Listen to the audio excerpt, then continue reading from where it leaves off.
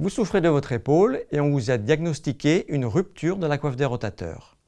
Nous allons vous expliquer la prise en charge kinésithérapique. La kinésithérapie ne risque pas d'aggraver la rupture. La déchirure ne s'étendra pas au tendon voisin.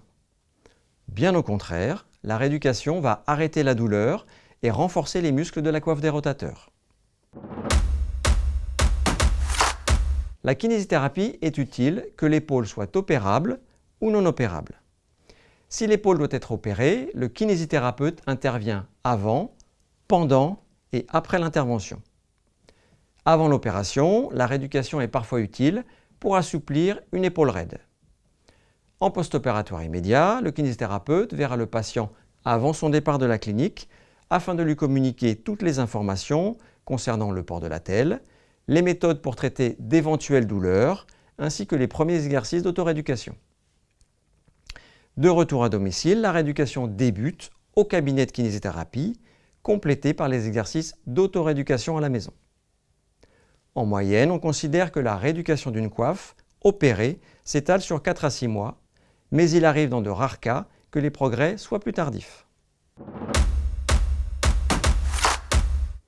La rapidité de la guérison ne dépend pas de la fréquence des consultations au cabinet. En revanche, elle dépend fortement de l'observance des exercices d'autorééducation donnés par le kiné qui doivent être réalisés à la maison. Plus ils seront faits de manière régulière, c'est-à-dire 2 à 3 fois par jour, tous les jours de la semaine, plus les résultats seront rapides. La rééducation du membre supérieur pour être efficace et rapide nécessite une implication forte et un véritable investissement en temps de la part du patient.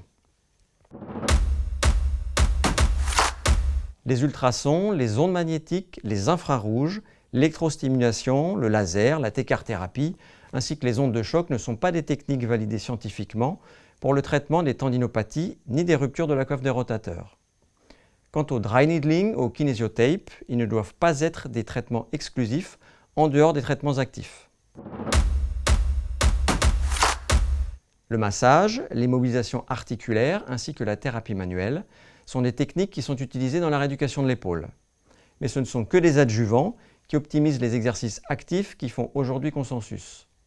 Ces techniques passives ne doivent pas constituer à elles seules le traitement rééducatif.